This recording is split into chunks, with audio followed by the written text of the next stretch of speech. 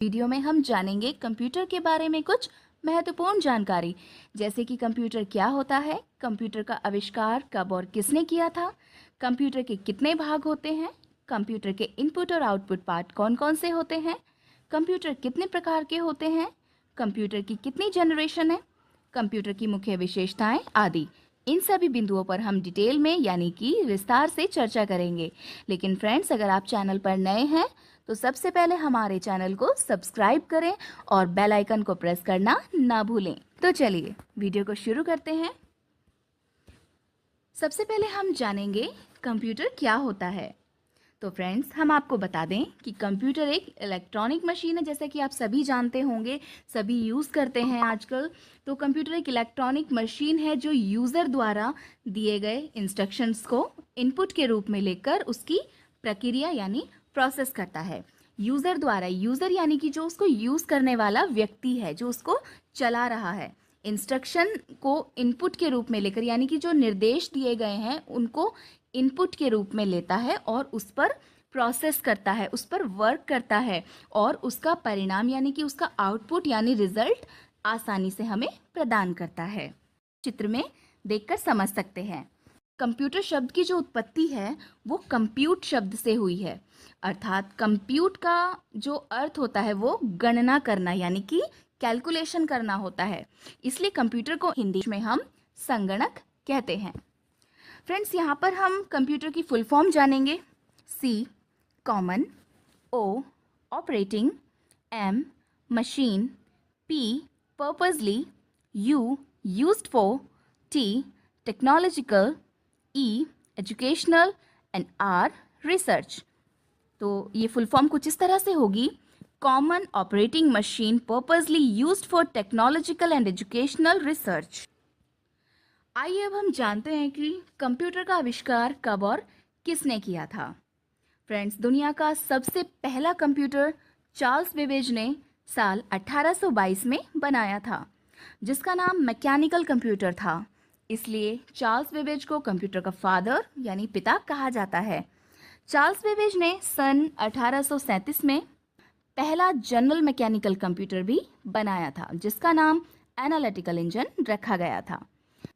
इस कंप्यूटर का प्रयोग कैलकुलेशन करने के लिए किया जाता था। नेक्स्ट पॉइंट है कंप्यूटर के भाग।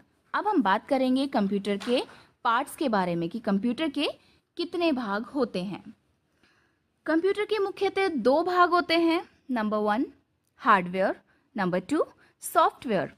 हार्डवेयर क्या होते हैं? सबसे पहले हम हार्डवेयर के बारे में जानेंगे। कंप्यूटर के वे समस्त पार्ट्स जो हमें दिखाई देते हैं, जिनको हम देख सकते हैं या फिर जिन्हें हम स्पर्श यानी कि छू सकते हैं, जैसे कि mouse, keyboard, monitor, scanner, printer, speaker आदि।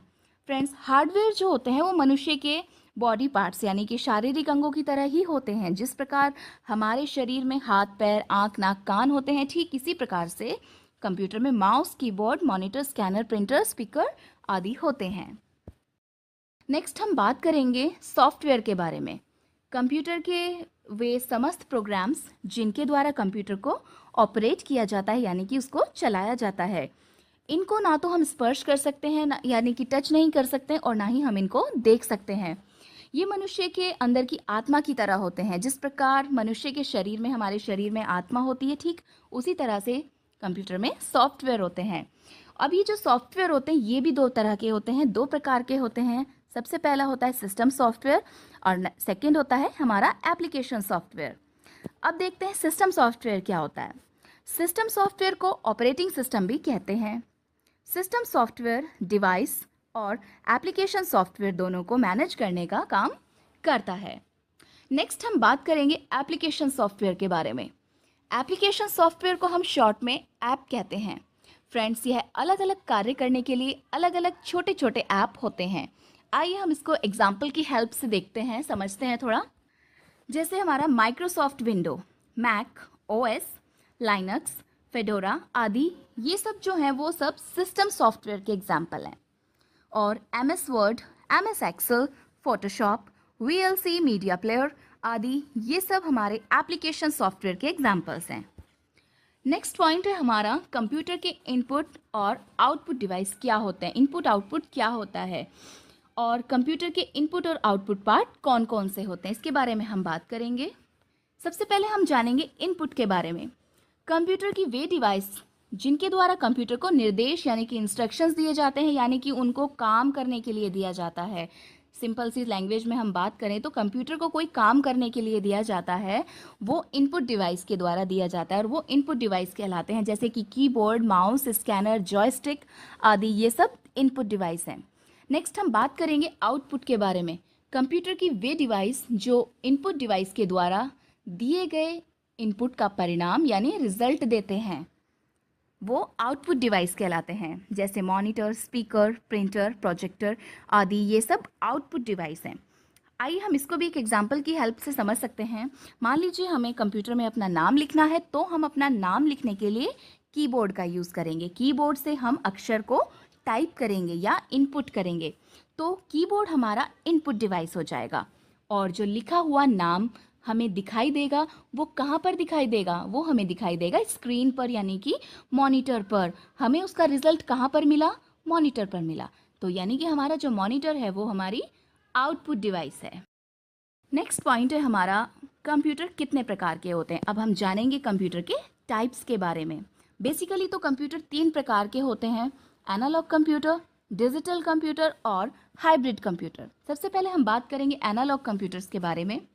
एनालॉग कंप्यूटर का इनपुट आउटपुट सिग्नल रूप में होता है। इनका उपयोग भौतिक मात्राओं को मापने के लिए किया जाता है, जैसे कि examples wall clock, speedometer, thermometer, ये सब एनालॉग कंप्यूटर के उदाहरण हैं। नेक्स्ट हम बात करेंगे डिजिटल कंप्यूटर की। डिजिटल कंप्यूटर बाइनरी सिस्टम पर डिपेंड होता है, यानी कि डिजिटल कंप्यूटर जो होता है वो बाइनरी सिस्टम पर आधारित होते हैं। इनका प्रयोग अर्थमेटिक ऑपरेशंस को परफॉर्म करने के लिए किया जाता है। वर्तमान समय में अधिकतर डिजिटल कंप्यूटर का उपयोग किया जाता है, जैसे कि स्मार्ट वॉच, लैपटॉप, डेस्कटॉप, ये सब डिजिटल कंप्यूटर के उदाहरण हैं। आइए डिजिटल और एनालॉग में क्या अंतर होता है, इसे हम थोड़ा सा विस्तार से यानी कि डिटेल में समझ लेते हैं। फ्रेंड्स, आपने साधारण घड़ी देखी होगी जो सुई के द्वारा समय को बताती है, यानी कि समय को सिग्नल के रूप में देती है। यह एक एनालॉग कंप्यूटर का उदाहरण है। आजकल की स्मार्ट घड़ी समय को डिजिट के रूप में देती है।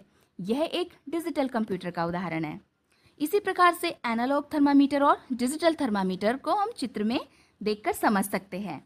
जो हमारा फर्स्ट वाला है वो हमारा डिजिटल थर्मामीटर है और जो हमारा नेक्स्ट है वो हमारा एनालॉग थर्मामीटर है। नेक्स्ट हम बात करेंगे डिजिटल कंप्यूटर्स की। फ्रेंड्स, डिजिटल कंप्यूटर्स जो होते हैं वो 4 प्रकार के होते हैं, micro computer, mini computer, mainframe computer और सुपर कंप्यूटर।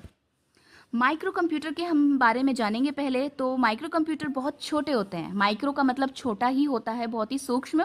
और माइक्रो कंप्यूटर के सीपीयू में माइक्रो प्रोसेसर का उपयोग किया जाता है।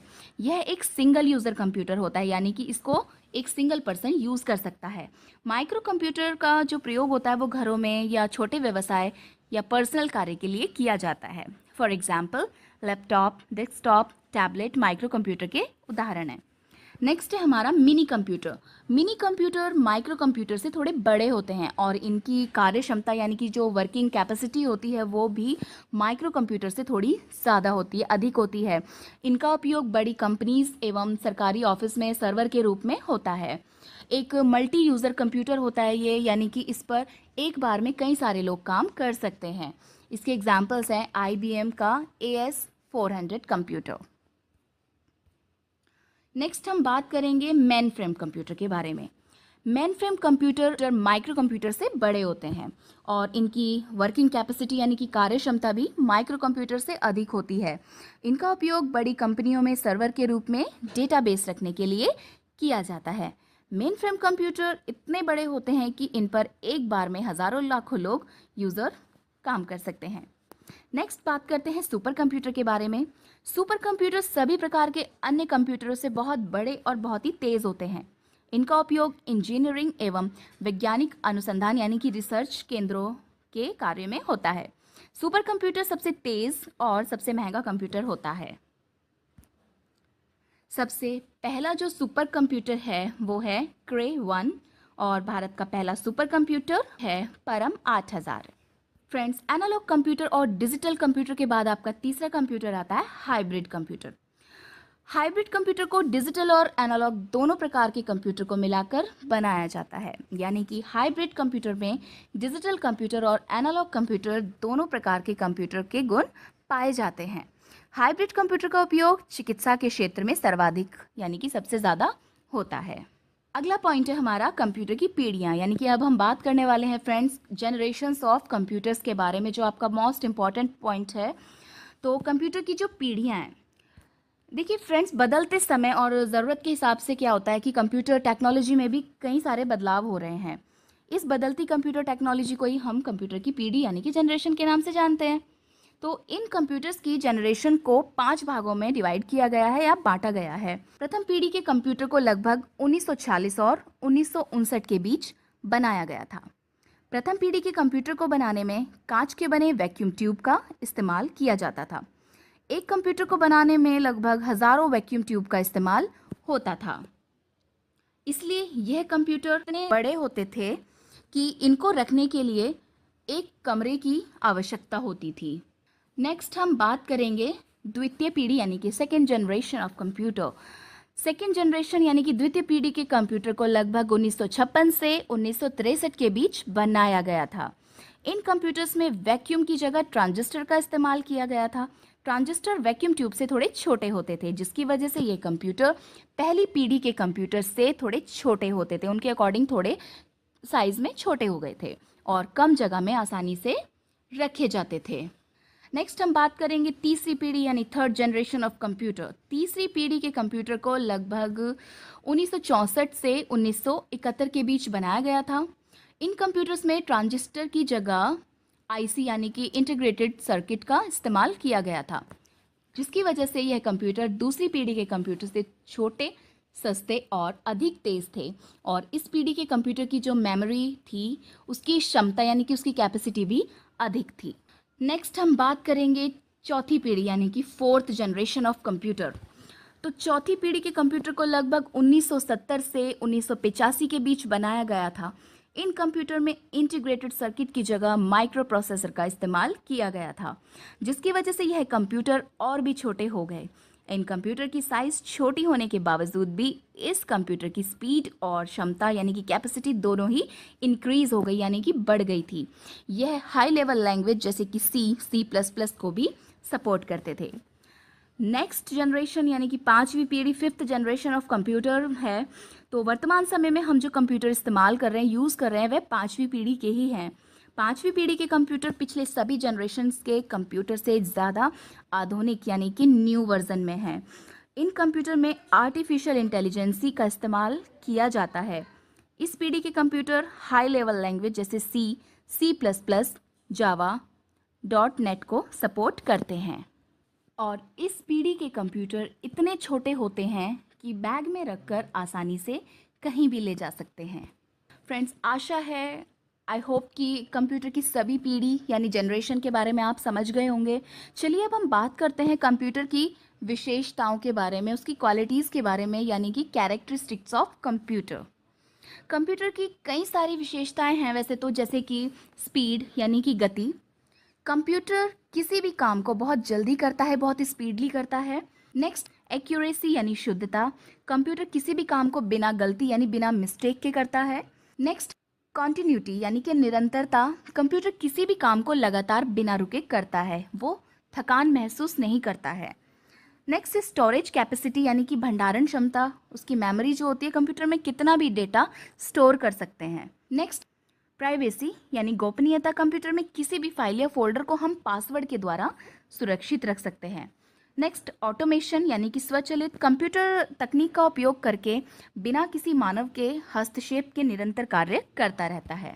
कंप्यूटर की और भी बहुत सारी क्वालिटीज़ यानी कि विशेषताएं हैं, इसके लिए हम सेपरेट वीडियो बना देंगे। तो फ्रेंड्स, हम कंप्यूटर के अनुप्रयोग यानी कि उसके एप्लीकेशंस के बारे में भी यहाँ पर बात करने वाले हैं। फ्रेंड्स, कंप्यूटर के अनुप्रयोग के बारे में बात करें तो कंप्यूटर का उपयोग कई सारी जगह यानी कि बहुत सारे क्षेत्रों में किया जाता है, जैसे कि एजुकेशन के क्षेत्र में, बिजनेस के क्षेत्र में, बैंकिंग के क्षेत्र में,